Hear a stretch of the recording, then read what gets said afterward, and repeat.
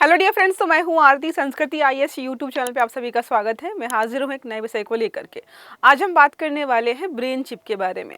आपने न्यूरालिंक के बारे में सुना ही होगा, एलन मस्क का है और वो लोग रिसर्च कर ही रहे थे और एलन मस्क को पीछे छोड़ते हुए चीन ने अपना एक नई ब्रेन चिप बना ली है और इसको इम्प्लांट भी कर सकते हैं और मार्केट में बेचने के लिए पूरी प्रणाली है वो स्थापित भी हो गई है।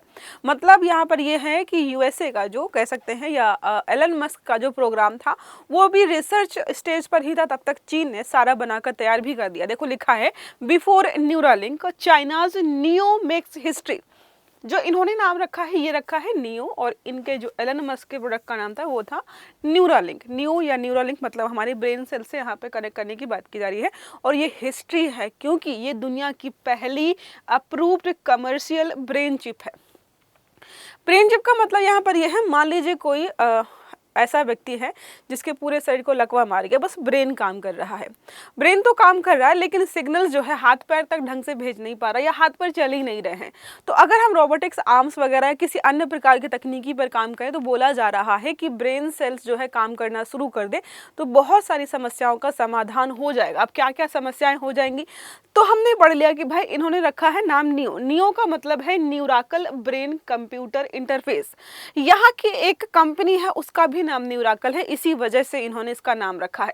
कॉमर्शियल मेडिकल यूज इसका होने वाला है, अब दुनिया की पहली है, मोस्ट इंपॉर्टेंट हो जाता है। इसके अलावा इसका नाम यहाँ पर देखो लिखा है बीसीआई ब्रेन कंप्यूटर इंटरफेस को सार्वजनिक चिकित्सा उपयोग हेतु स्वीकृति दे दी है। तो ये लोग जो है पब्लिकली इसका इस्तेमाल कर पाएंगे जो कि मोस्ट इंपॉर्टेंट हो जाता है। वहीं एलन मस्क का ये प्रोडक्ट जो है अभी आगे नहीं ले जाया गया और इसका कंपैरिजन और भी तरीके से है जो हम करेंगे यहाँ पर न्यूरालिंक के साथ, और न्यूरालिंक से बहुत ज़्यादा बेटर माना जा रहा है। नियो ब्रेन चिप क्या है तो ब्रेन कंप्यूटर इंटरफेस जिसे चीन के सिंगुआ यूनिवर्सिटी और न्यूराकल टेक्नोलॉजी, तो न्यूराकल समझ रहे हैं, जो एन है वो न्यूराकल का ही है, इन दोनों ने मिलकर बनाया है।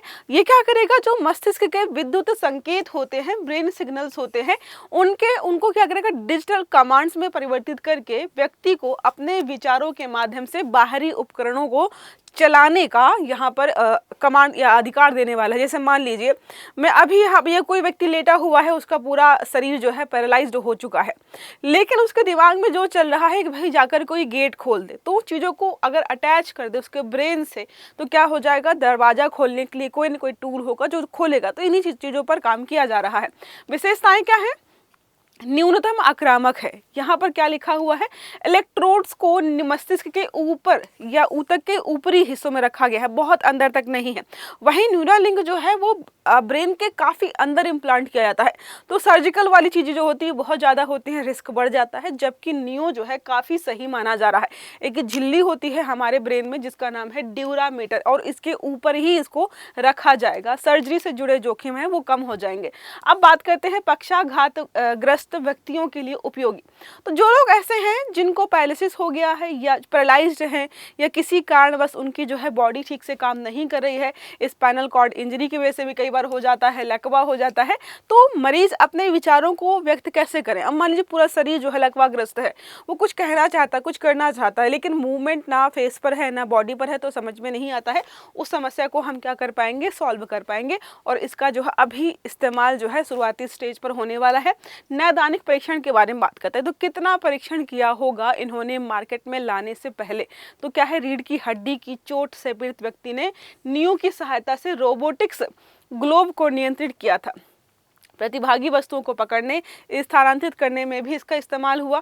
परीक्षण के दौरान कोई गंभीर सुरक्षा समस्या आई नहीं। तो कुल मिलाकर के जो इनका एक्सपेरिमेंट रहा वो पूरा हुआ और बेहतर तरीके से सामने निकल करके। अब हम बात करते हैं बीसीआई ब्रेन कंप्यूटर इंटरफेस। तो ब्रेन यहाँ से चीज़ें जाएंगी, ब्रेन सिग्नल्स को जो है सिग्नल की प्रोसेसिंग की जाएगी और बाद में इन्हीं को जो है हम क्या कर पाएंगे, कमांड्स के रूप में प्रस्तुत करेंगे और इसी वजह से इसका नाम जो है बीसीआई रखा गया है। कार्यप्रणाली क्या है, वही है कि जो ब्रेन के सिग्नल्स हैं उनको जो है एनालाइज करके फिर सिग्नल्स बनाए जाएंगे और उनको फाइनल जो है कमांड के माध्यम से या एक काम करते हुए दिखाने के माध्यम से सही सामने रखा जाएगा। अब दोनों को कंपेयर कर लेते हैं, नियो और न्यूरालिंक। ये रहा न्यूरालिंक। जो नियो है वो सिक्के के आकार का है और न्यूरालिंक के बारे में बात की जाती है तो भाई थोड़ा सा आकार में भी बड़ा है और ब्रेन के काफ़ी अंदरूनी हिस्से में आपको इम्प्लांट करना पड़ेगा। तो स्थिति देखें, व्यावसायिक मंजूरी मिल गई नियो को, न्यूरालिंक को भाई अभी नहीं मिली है।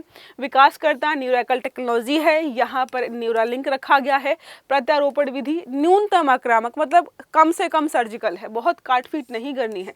लेकिन जो न्यूरालिंक है मस्तिष्क ऊतकों में सूक्ष्म इलेक्ट्रोड्स तक की काटपीट करते हैं ये लोग। मुख्य उद्देश्य क्या है? पुनर्वास एवं सहायक तकनीकी के तौर पर है, जबकि जो एलन मस्क की तकनीकी है मानव मशीन इंटरफेस विस्तार, इनका लक्ष्य ही बहुत बड़ा है। चीन ने बहुत छोटी चीज पर फोकस किया है। नियामक की स्थिति क्या है? हमको पता है भाई, नियो जो है स्वीकृत है और ये अभी मूल्यांकनधीन है। लाभ हमने सब पढ़ लिए हैं, लकवा, पुनर्वास, कृत्रिम अंगों का प्रत्यारोपण हो गया। तकनीकी क्षेत्र में मानव मशीन इंटरफेस हो जाएगा। न्यूरो टेक्नोलॉजीज है इसका और विस्तार हो जाएगा। हमने भी चिप बनाई है जो ब्रेन सिग्नल्स को पढ़ेगी, आगे चल करके इसको और बड़े स्तर पर हम बना सकते हैं। जो हम AI की बात करते हैं वो और अच्छा हो जाएगा। चुनौतियाँ कुछ यहाँ पर है, दीर्घकालिक सुरक्षा कि कब तक ये चिप जो है काम करेगी, कभी खराब हो गई तो। देखो नियो के बारे में ये है कि अगर चिप में कोई समस्या आ जाएगी तो कम से कम सर्जिकल चीज़ों के साथ इसको बाहर निकाल पाएंगे, क्योंकि ब्रेन के बहुत अंदरूनी हिस्सों में नहीं है। लेकिन अगर कोई व्यक्ति भविष्य में न्यूरालिंक को अपने ब्रेन में ट्रांसप्लांट कराता है और कोई समस्या हो जाए तो भाई उसके पूरे जो है ब्रेन के टुकड़े करके उसको अच्छे से खोल के बाहर निकाला जाएगा। ये समस्या है। डेटा गोपनीयता की है कि भाई आपके दिमाग में क्या चल रहा है ये किसी को नहीं पता। लेकिन ऐसी चिप्स अगर लोगों के अंदर इम्प्लांट कर दी जाए, मान लीजिए कोई हॉस्पिटल है, वहाँ पे जब भी बच्चे पैदा होते हैं चुपचाप सर्जरी करके इस प्रकार की चिप्स को इम्प्लांट कर दिया जाए, पेरेंट्स को कोई पता ही ना चले, तो आने वाली पूरी जनरेशन क्या सोच रही है किसी व्यक्ति को सब कुछ पता होगा। इस वजह से थोड़ा सा जो है डर लग रहा है। साइबर सुरक्षा का भी है, अनाधिकृत जो भी डेटा है वो अगर कंट्रोल कर लिया गया। नैतिक प्रश्न यही है कि मानसिक गोपनीयता, मेंटल प्राइवेसी, हम हर तरीके की प्राइवेसी की बात करते हैं लेकिन मेंटल प्राइवेसी वही कि आप क्या सोच रहे हो ये इनको पता होगा। मानव संवर्धन और समानता से जुड़े प्रश्न यहाँ पर है कि हो सकता है कि ये जो है ऐसी तकनीकी बन जाए जो अमीरों की तकनीकी हो, गरीबों के पास अगर ना हो पाए या सिर्फ गरीबों पे इम्प्लांट करके उसको अमीर कंट्रोल करना चाहे तो क्या होगा। तो बहुत सारे प्रश्न हैं अभी, बट फिलहाल मार्केट में आने के लिए तैयार है। नॉर्मल व्यक्ति इस्तेमाल कर पाएगा। नॉर्मल मतलब जो पैरालाइज्ड है, जो बीमार है, उन पर जो है इसको इम्प्लांट करके चीज़ों को आगे चलाया जाएगा। बाकी न्यूरालिंक इसके बाद क्या करता है, एलन मस्क क्या करते हैं, ये अभी हम बाद में पढ़ेंगे। एक प्रश्न है, हाल ही में चर्चा में रहा न्यूरैकल ब्रेन कंप्यूटर इंटरफेस किस देश द्वारा विकसित किया गया है? विकल्प है अमेरिका, जापान, चीन, दक्षिण कोरिया। सही आंसर देना आपको कमेंट बॉक्स में। बाकी देखो यहाँ पर अन्य देशों द्वारा भी अलग अलग प्रोग्राम्स चलाए गए हैं जो आपको बता देती हूँ। अमेरिका का न्यूरालिंक हमने पढ़ लिया है। कनाडा का सिंक्रोन है। सिमिलर जो है आपको ऑस्ट्रेलिया में भी देखने को मिलेगा।